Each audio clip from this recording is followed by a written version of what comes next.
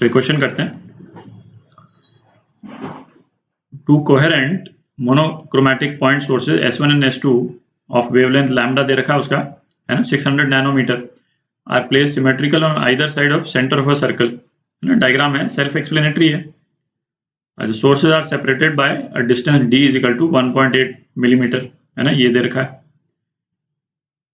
अच्छा, this arrangement produces interference fringes visible as alternate bright and dark spots on the circumference of the circle, है ना, ये भी clear है। S1 और S2 से जो रेज पहुंचेंगी सर्कमफ्रेंस में, है ना, तो पार्ट डिफरेंस वेरी करेगा, तो ऑल्टरनेट ब्राइट और डार्क स्पॉट्स आएंगे। The angular separation between two consecutive bright spots is delta theta, ठीक है, दो ब्राइट स्पॉट्स के बीच में यदि एंगुलर सेपरेशन डेल्टा थीटा बोला। अच्छा, which of the following options are correct, एक एक करके देखते हैं। A dark spot will be formed at P2 ये वाला पॉइंट है, तो यदि S1 P2 को अपन D1 बोल देते हैं, ठीक है, और S2 P2 को D2 बोल देते हैं, तो P2 पे पार्ट डिफरेंस क्या होगा, है ना, पार्ट डिफरेंस से अपन निकालेंगे कि मैक्सिमा है कि मिनिमा है। तो पार्ट डिफरेंस जो है यहाँ पे हो जाएगा D1 माइनस D2, तो ये कितना D के बराबर हो जाएगा, ठीक है। तो ये लैम्डा का क्या मल्टीपल है वो देखते हैं। तो K lambda is equal to D, और K यदि इंटीजर नहीं आया तो फिर इंटरप्रेट करेंगे उसको, ठीक है। तो अभी तो ये देखते हैं कि K की क्या वैल्यू आती है। तो K कितना हो जाएगा, D 1.8 millimetre upon wavelength 600 into 10⁻⁹। तो K की क्या वैल्यू आ गई, K की वैल्यू आ गई 3000, है ना, इंटीजर है। तो पार्ट डिफरेंस क्या आ रहा है अपना, पार्ट डिफरेंस x ये आ रहा है n लैम्डा के बराबर आ रहा है, ठीक है, जो मैक्सिमा की कंडीशन है। तो मैक्सिमा की कंडीशन है तो यहाँ पे P2 में ब्राइट स्पॉट होगा। तो दो स्टेटमेंट दे रखे हैं, एक डार्क स्पॉट एक ब्राइट स्पॉट। तो डार्क स्पॉट वाला स्टेटमेंट जो है गलत है और ब्राइट स्पॉट ये करेक्ट है, ठीक है, बी पार्ट करेक्ट हो गया। अच्छा, ये ऑप्शन जो है ये डी ऑप्शन है, ये 2C लिख दिया मैंने, है ना, डी ऑप्शन है। अच्छा, डी ऑप्शन पहले देख लेते हैं क्योंकि ये अभी अपन निकाल चुके हैं यहाँ पे। The total number of fringes produce between P1 and P2 in the first quadrant मतलब P1 और P2 के बीच में इज क्लोज टू 3000, ठीक है। तो P1 और P2 पे जो n की जो वैल्यू है ना, मैक्सिमास के लिए क्या रिलेशन होता था, path difference is equal to n lambda, ठीक है। अच्छा, एट P1 है ना, ये तो अपन देख सकते हैं कि पार्ट डिफरेंस 0 है। S1 और S2 सेम डिस्टेंस पे हैं, तो पार्ट डिफरेंस जो है वो 0 है। इसका मतलब n की क्या वैल्यू हो गई, 0 हो गई, ठीक है। और एट P2 ये तो अभी अपन ने निकाला, n की क्या वैल्यू आती है P2 पे 3000, ठीक है। तो n जो है वो 0 से 3000 तक वेरी कर रहा है, तो इसका मतलब 3000 मैक्सिमाज होंगे, ठीक है। 3000th मैक्सिमा जो है वो P2 पे आ रहा है। तो total number of fringes produce between P1 and P2 is first quadrant is close to 3000, तो ये करेक्ट ही है, ठीक।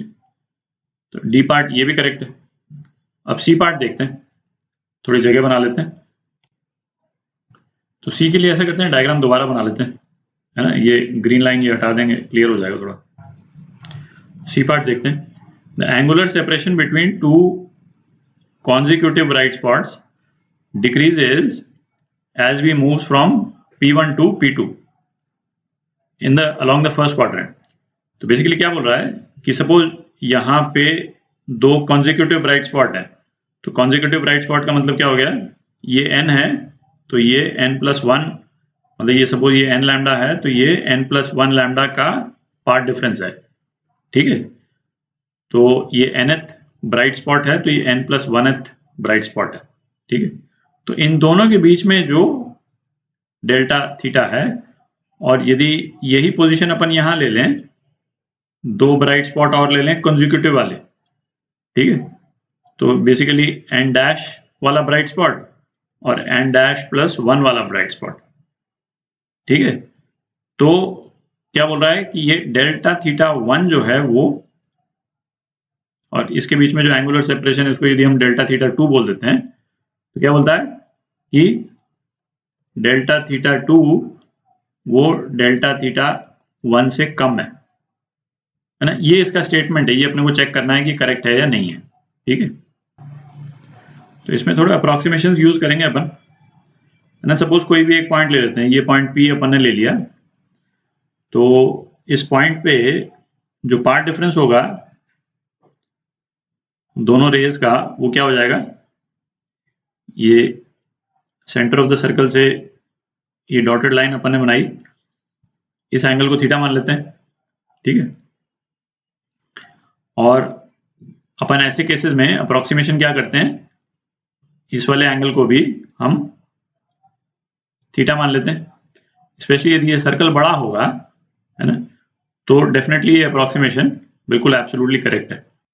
ये हालांकि इसमें क्वेश्चन में दिया हुआ नहीं है कि सर्कल जो है वो डी से बहुत बड़ा है, ये एक पर्टिकुलर चीज दी हुई होनी चाहिए थी स्पेसिफिकली, तो ये मैं कह दूं कि ये दिया हुआ नहीं है, बट फिर भी, है ना, क्योंकि और कोई चारा नहीं है अपने पास में, है ना। इसको अप्रोक्सीमेट करते हुए इसको हम थीटा मान लेते हैं, तो पार्ट डिफरेंस जो है क्या हो जाएगा इस केस में, ये वाला पोर्शन हो जाएगा। देख रहे हैं, ये वाला पोर्शन, ये पार्ट डिफरेंस हो जाएगा। ठीक है, यहां से यदि हम परपेंडिकुलर गिरा देते हैं तो पार्ट डिफरेंस कितना हो गया, डी कॉस थीटा हो गया। देख रहे हैं, डी और कॉस थीटा। ठीक है, तो डी कॉस थीटा जो है वो मैक्सिमा के लिए डी कॉस थीटा किसके बराबर होना चाहिए, एन लैम्डा के बराबर होना चाहिए।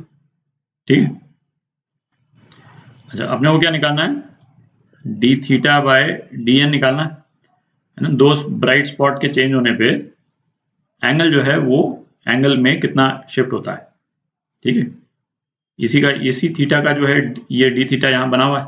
ठीक है, तो जो D theta by D N निकालने के लिए इसको डिफ्रेंशिएट कर देते हैं दोनों तरफ।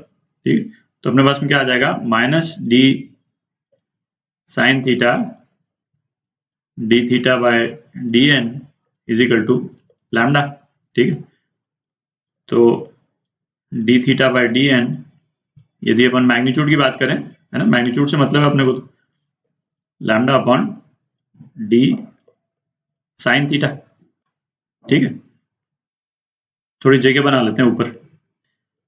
अच्छा, अब देखते हैं स्टेटमेंट में क्या लिखा है कि as we move from P1 to P2, तो P1 से यदि हम P2 जाएंगे, P1 से P2 जाएंगे तो क्या होगा, थीटा घटेगा। दिख रहा है ना, थीटा कम होता जाएगा और फाइनली जीरो हो जाएगा थीटा, और थीटा घटेगा इसका मतलब क्या हुआ, साइन थीटा घटेगा। ठीक है, तो थीटा घटेगा और थीटा यहाँ पे डिनोमिनेटर में है, तो इसका मतलब क्या हुआ, D theta by D N का मैग्नीट्यूड जो है वो बढ़ेगा। इसका मतलब ये हुआ कि एंगुलर सेपरेशन जो है वो दो ब्राइट स्पॉट्स का P1 से P2 हम जाएंगे तो बढ़ जाएगा। तो यहाँ पे यदि दो ब्राइट स्पॉट्स यदि पास पास हैं तो यहाँ पे जो ब्राइट स्पॉट्स जो हैं वो दूर दूर हो जाएंगे। ठीक है, तो ये जो स्टेटमेंट दे रखा है उसका उल्टा रिजल्ट आ रहा है अपने पास में, है ना, ये डिक्रीज होने की बजाय इंक्रीज हो रहा है। ठीक है, तो ये स्टेटमेंट गलत है। ठीक है, ये आपका आंसर।